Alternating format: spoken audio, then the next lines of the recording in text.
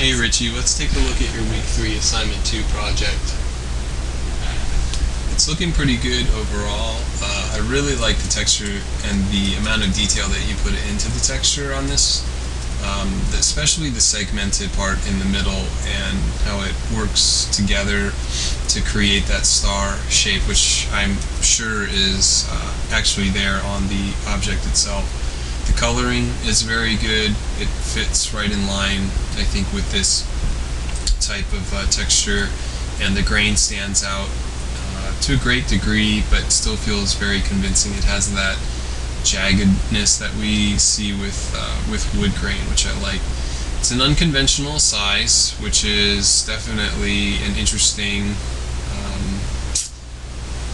kind of little point to the furniture, and I do like that also about it. I'm a little bit more partial to the 2-point. I guess, are they really 1-point and 2-point? A little bit more partial to the, I guess this would be the 1-point than the 2-point. The 2-point for me, it feels a little distorted, and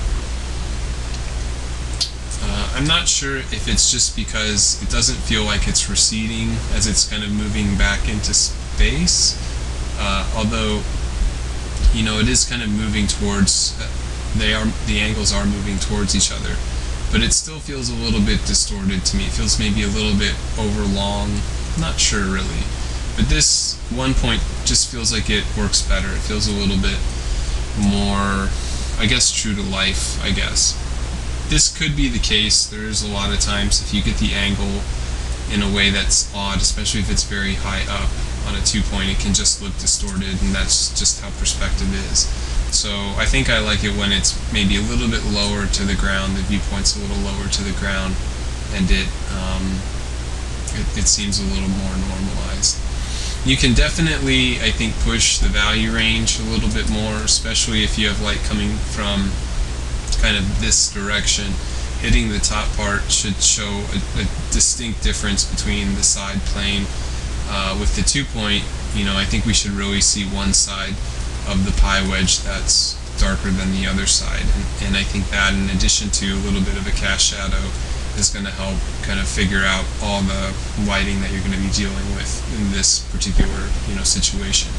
The shadow, it's not really necessary in this assignment, but the lighting and stuff, I'd actually like to see that being developed, because that's just part of the object itself. As you move into the next assignment, you're just going to be dealing with an environment a little bit more. There should be some textural elements in place on the floor or on the wall plane.